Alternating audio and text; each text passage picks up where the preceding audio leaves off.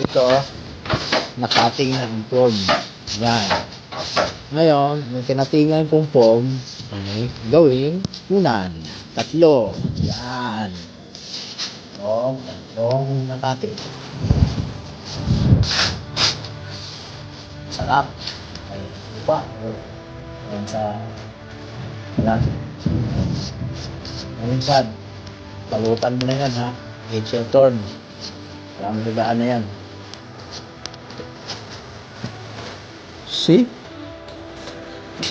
Oh. Huh? Look at what a makeover is. Dati hindi ka lang. Ngayon, may kapan. May outfit pa. May lagayan ko ng mga gamit. At may stage pa.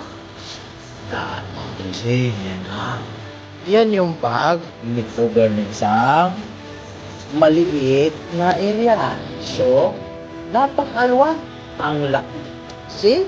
Oh, may unan ka na, may kama ka na, may timber, may kwarto ka na. Oh, yeah. Yan yung makeover natin.